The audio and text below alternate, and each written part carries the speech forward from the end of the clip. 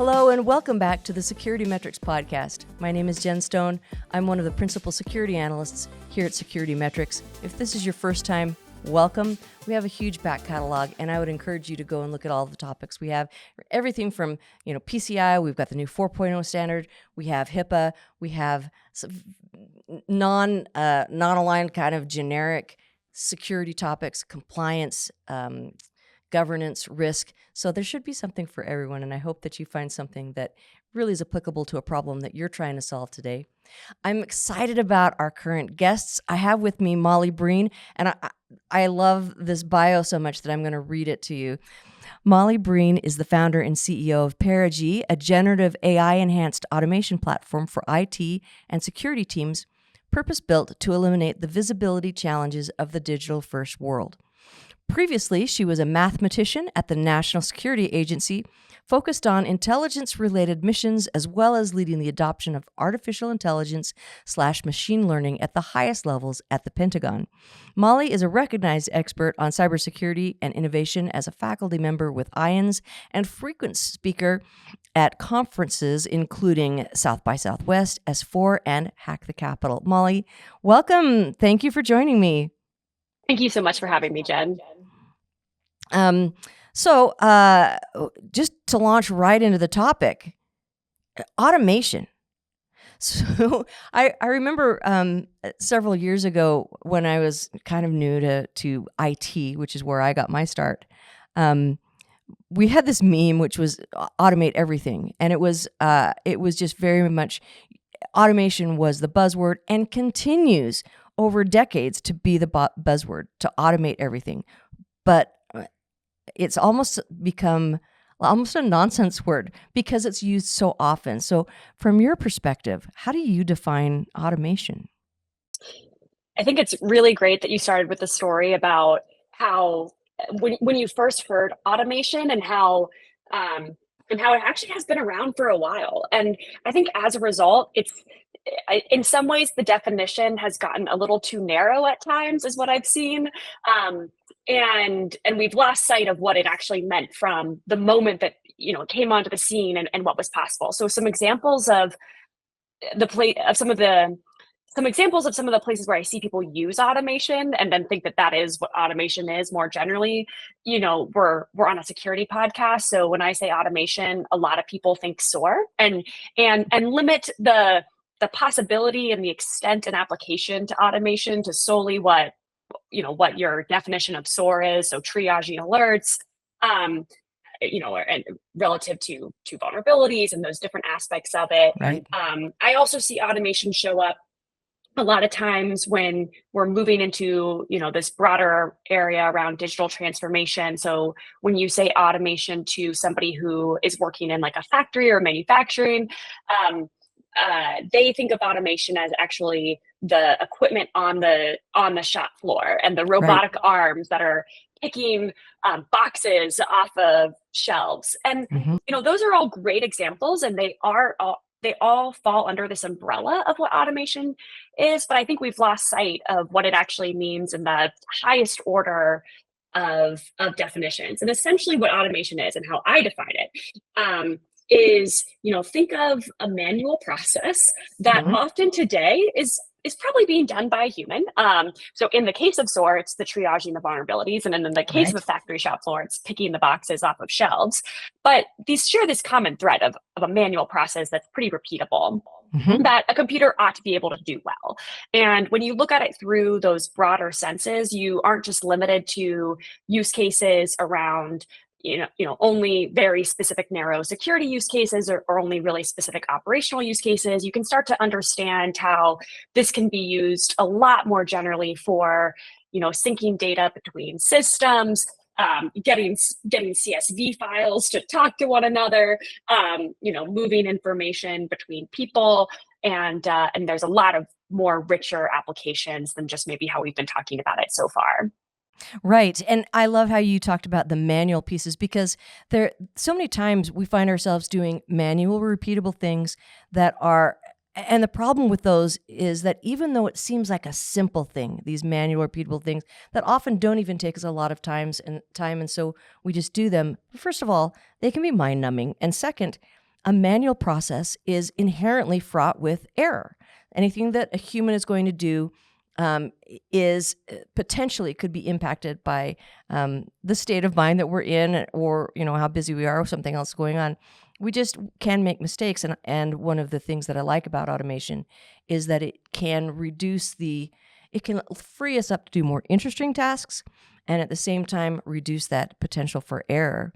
Automation is like exercise, where we know we need more of it, but it's hard to get started.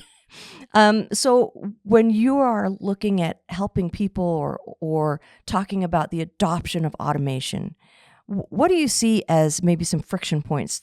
People know they need it, but they don't because why? I would put this on two ends of the spectrum. Why are there friction points in adopting an automation? I think on one end of the spectrum, to build on what you were just saying around, hey, there's a lot of manual processes that have error. They know they need to automate them. That automation would create more quality control, more standardization, but it's really hard to get started. There's a lot of plumbing around automation and getting started. So, for example, how you approach automation can come in a couple different forms that I think we're going to talk about. But one of the forms would be, writing a custom Python script to take your process and automate it using a computer. Well, not everyone knows how to do Python.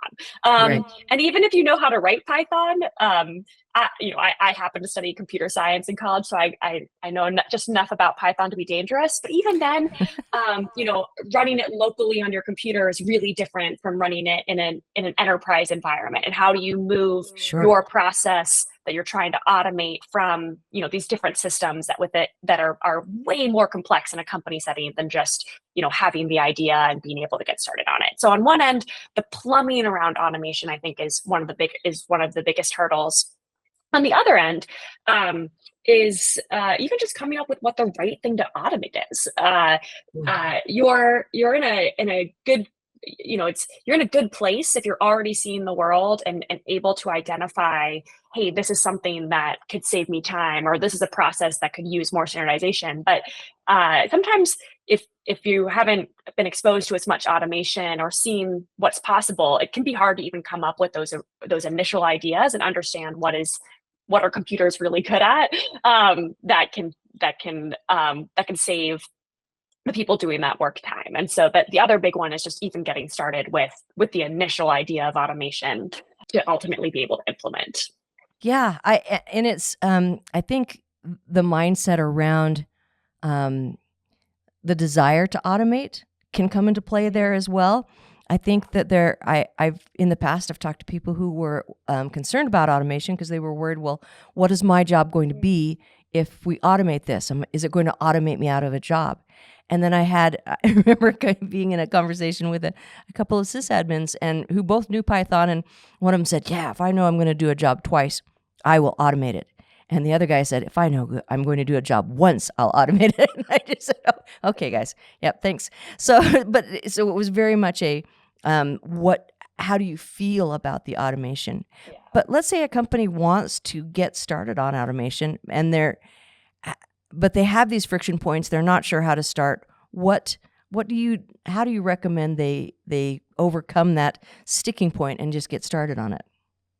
I'll break it out into a couple of different steps. So the first one, before you even get started on the implementation of the automation, is what are you going to automate? And for this one, the recommendation I have for everyone is getting started with just a single task. Don't try to boil the whole ocean. And the ideal task is one that is relatively low effort, low hanging fruit, but high ROI. And the reason for that type of trade-off is one, starting with something small and tangible is a way to just get your feet wet and get exposed to this to the art of the possible. And then starting with something that is high ROI is not only going to mean that it's going to have a big impact for the business, but it actually means you're more likely to see it through. And too often I see people start with something that is, hey, here's this thing that we've never touched. I think automation would be good for it. Which in some cases can be the perfect problem for automation to solve, something that you've never otherwise had time to do. But sometimes it can also mean that it doesn't get done. So starting with a single manual process is super helpful. Some places that some key questions that I usually ask people is where are you using spreadsheets today?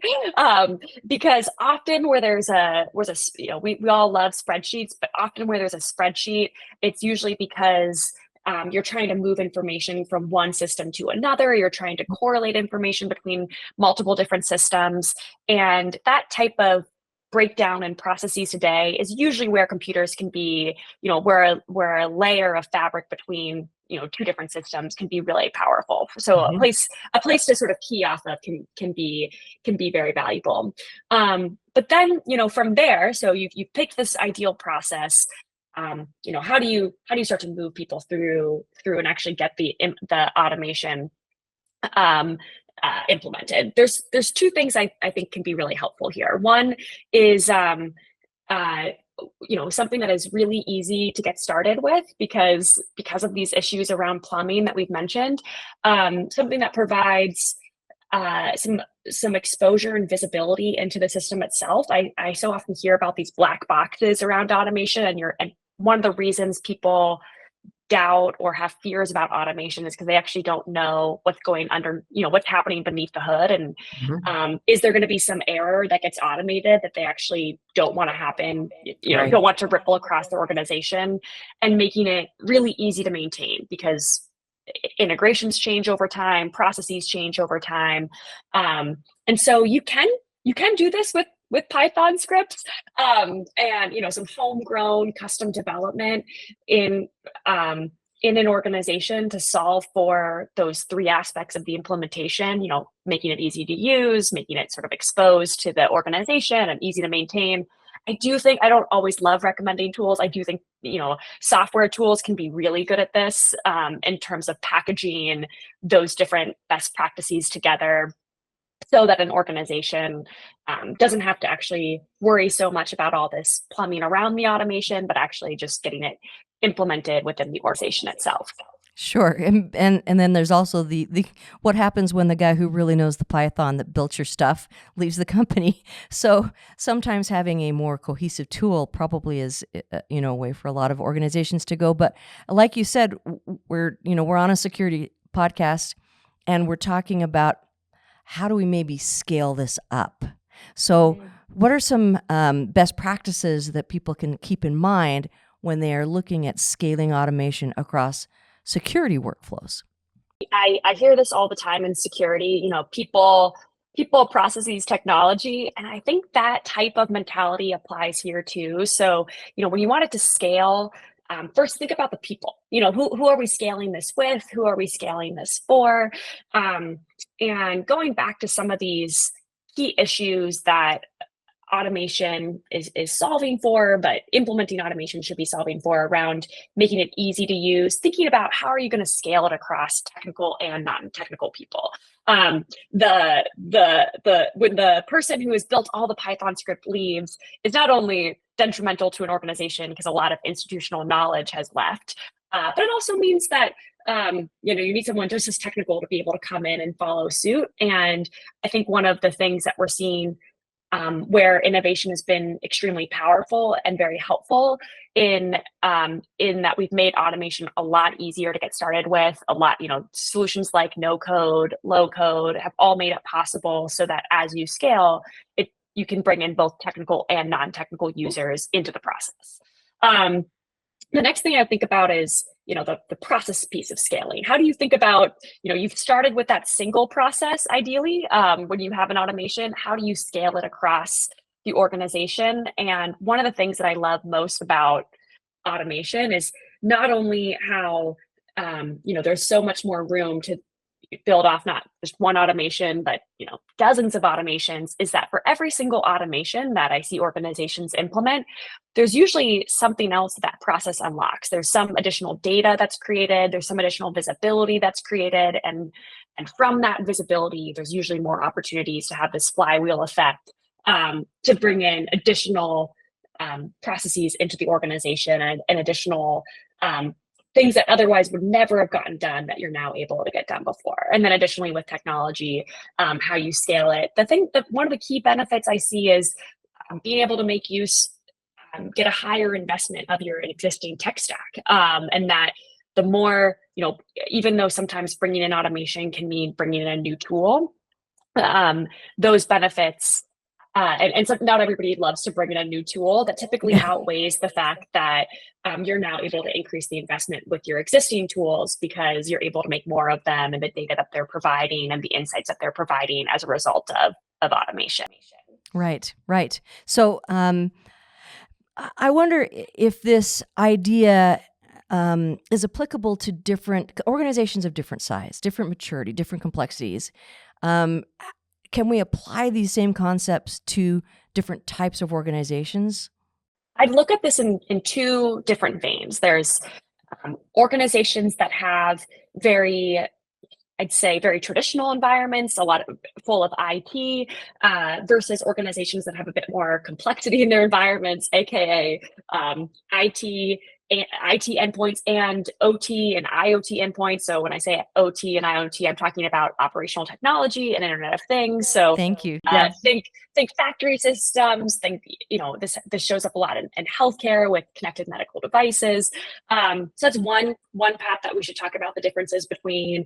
The other path that we should talk about the differences between is just big versus large organizations, and how does how does automation look different in those different organizations. So tackling the first bucket first, or the first bucket around IT, pretty dominant networks versus complex IT and OT networks. When I think about implementing automation in those, for the IT and the OT networks, the one where it's very combined, very hybrid, very complex, having a really flexible system becomes incredibly important. There's a lot more nuance. You can't necessarily tackle medical devices in the same way that you tackle PLCs and SCADA systems. These are these systems that are controlling physical environments.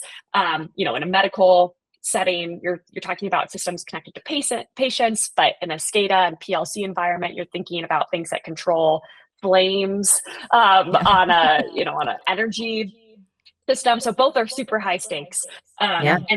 And people are pretty hesitant in those situations to adopt automation because they're worried about that black box effect. And are they going to be automating something that's going to miss this edge case that's going to have huge detrimental effects? So for those, it really shows up where it's really important to have a flexible system that can take in a lot of information about the environment and a lot of customization about the environment, and do the right thing for the right set of endpoints, the right set of devices at the right time.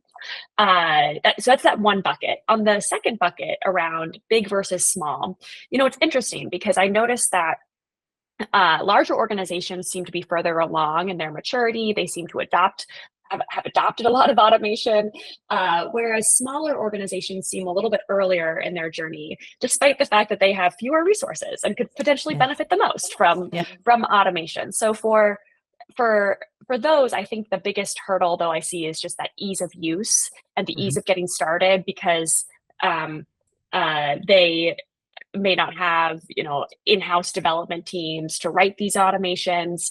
And so the key value propositions, the key things I'd be looking to help those smaller organizations with is to look for the ways that they can make adopting automation as easy as possible. So on one end, you've got customization is super important, and on this other end, you have this ease of use principle being extremely important.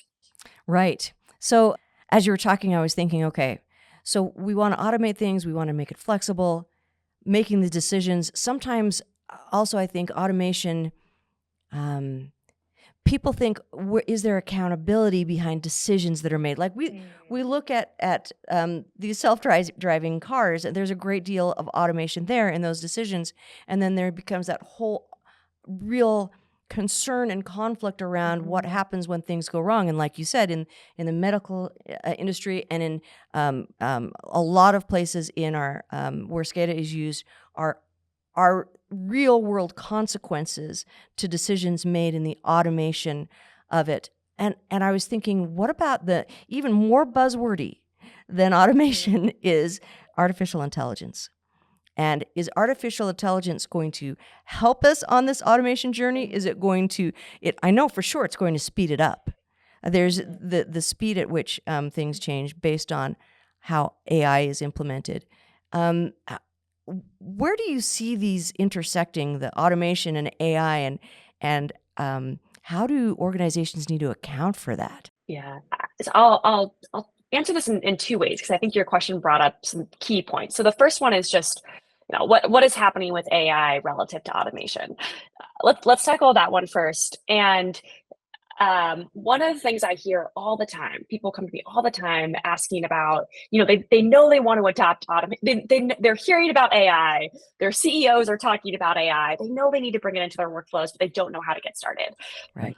I see automation as a really powerful first step, really powerful, way to bring in the training wheels into an organization, so that you can, what is it? Crawl, walk, run. And eventually you want to be able to tackle and bring in all the AI into your organization and make all your stakeholders happy. And automation is a great way to get started, because of the way that it sets up for an organization to make sure they have the right data, they have the right processes in mind, and layering in AI becomes that much easier as a result. That being said, your question, brought in all this, these themes around accountability. And I think this is where, how I see this breakdown on just a day-to-day level is, this notion around permissions and who is going to ultimately be held accountable to what processes get automated, who has accountability to who's allowed to change the processes, who's allowed to get visibility into what the output is. And again, this is where I think starting with just some simple automation processes before you even layer in AI can be really powerful, because it's a way, it's a very simple way to see these things break down in a sequential order and make really informed decisions. First we're going to decide what process it is. Well, who's in the room when you're doing that, and how do you want to define that? Then we're going to define who can make changes around it. If you just were to apply AI, you may miss. You're just going to be ending up with that black box and miss some of the initial scaffolding that an organization is going to be defining, with the right people in the room about how a processes gets done, and then ultimately about the output and who it's going to get delivered to. Starting with automation first before layering in AI and having that right permissions model in place and combining those two together I see as a way to both embrace what is moving very quickly at a speed of which it is moving, but doing it in a more secure way and in a more informed way. Right. So it almost seems like the accountability, decision making, people taking responsibility for what's going to happen when becomes very front loaded. And so rather than those decisions happening in the moment, they're happening much earlier. And if we can account for, as you said earlier, that flexibility to be able to adapt when something is not covered early, it gives us an opportunity to make these decisions when not in a crunch time, that the stress of the situation is removed in making those decisions, and then it comes forward to where we can rationally make those decisions in a more informed way. Yeah, but then you get to the like you were also saying, those edge cases. So the flexibility, I think, is a real critical point, because yes, you could make all the decisions in the world ahead of time, and then something happens that you had no idea was ever going to happen, because sometimes things aren't as predictable as we'd like them to be. So, how do you see automation evolving, especially informed by AI? The speeds at which we can automate things. How do you see that evolving in the next maybe 1 to 3 years? I can think of at least 3 different ways it's going to keep evolving. But of course, one of the things that is so exciting about this space, this problem, these themes, is that they continue to surprise us. But I think, one of the ways, I'll start with, just touching on automation. One of the ways I see it continuing to evolve is the problems that it's able to tackle, just getting broader and broader, and it being more powerful for the types of use cases it can do. So we started this conversation talking about how it seems like we've gotten a little narrow in our way of thinking about automation, and that might be that might be marketing, and that might also just be the constraint on the technology itself and what it was good at then versus what it's good at now. And I'm really excited to see how security teams adopt automation for more than just automating alerts that come out of a SIM, and being able to take on and additional aspects of what they're currently doing in their day to day, and giving them time back to focus on even higher order things relative to their security strategy. So a broader approach to automation is one thing I'm really excited about. On the AI side, two ways that I'm excited about that also touch on things that we've talked about so far. So we talked about these friction points that are getting in the way of automation, and I see AI as being a powerful way to make that even more frictionless. So we mentioned how even just knowing what to automate is really difficult. And I see AI as being a way to, make recommendations and predictions on, hey, you automated this. This is going to be another workflow that you might want to consider. Those are things that I think computers can be really good at going forward, and help not only create short circuit what would otherwise be a pretty big hurdle for any organization getting started, but also mean that you get that flywheel effect to move even faster. The other big way that I'm excited to see how AI continues to evolve is in the plumbing around the automation and the buildings of the automation. So a lot of things today work off of playbooks and templates, and that's great. I think automation and AI is going to usher in an entirely new way of thinking about these types of workflows, and actually being able just to write them for the user themselves. So ease of use is no longer just going to mean having a platform that is doesn't have code but is drag and drop, but actually be able to move it into a place of just writing the entire automation for a user. And we're seeing that already, but I think it's going to become even more prominent. So I love how excited and passionate you are about AI-generated automation, these topics. Is there any specific maybe example or use case that you have had recently that you thought was really fun or really compelling? So many. Yeah. Okay. So I think a couple would be, my mind jumps to some of the most boring use cases. Not the boring ones, but like the ones that it's really fun to do something incredibly fancy. But we were working with an organization that had a really legacy system that had its own bespoke querying language. And every month they were exporting information from this system, combining it with some other local spreadsheets that they were using to track that they were using to track information from other parts of the business, and combining it together to make some reporting for the security team. And what you're hearing is this is a really lengthy process. It's super manual. There was a lot of customization involved, that it was happening all by hand. And it was an important dashboard, but they were only able to look at it every 30 days because of how lengthy this process was. And one of the things that we like in automation, that automation was really good at, the combination of being able to integrate with a super legacy system is where it's fun to integrate with the latest and greatest, but there's so many organizations that are still running something that is maybe older, doesn't have super well documented APIs. That's something that we are good at. Automation can be good at. The place where we did some interesting AI work though was in writing that custom querying of that system. It's actually something where AI and LLMs are really good at, and what would otherwise take a human have to learn the language and then write it. And maybe you would eventually, and maybe the first step is, you can automate it with some custom code, but you can just totally skip a step and add AI who will just do it for you. And that was really cool to see, was to go from, hey, let's integrate with this legacy system. Let's layer in AI to write the queries into the system. Yeah. Let's combine that with these local spreadsheets on a daily basis. And let's help this organization go from looking at a report every 30 days to actually being able to look at it daily and make the key business decisions around it as a result.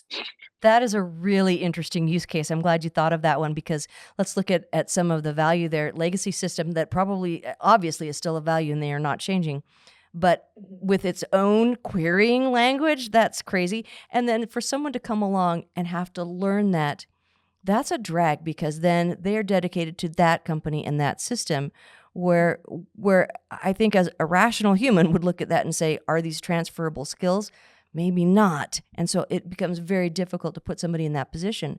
But then you bring in the AI automation and skip the human who cannot translate those skills to another place, and suddenly get all of that good information out and the results that you need from that approach. And I think that's a really interesting use case that you explained.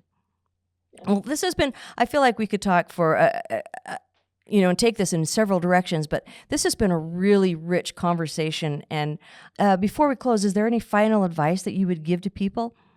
Absolutely. I want to go back to something that we didn't get to, to your point, there are so many different directions we could take. And one of the places we didn't get to talk as much about was the emotion behind it. There's a lot of emotions behind this. There's a lot of excitement. There's a lot of anxiety. And my biggest encouragement, advice would be to try it for yourself. I think that it's something that has a lot of potential, and I have really enjoyed being front row seat to people getting to see this with their own eyes, in their own org, on their own data, on their own processes, and get to try it out and see the value for them.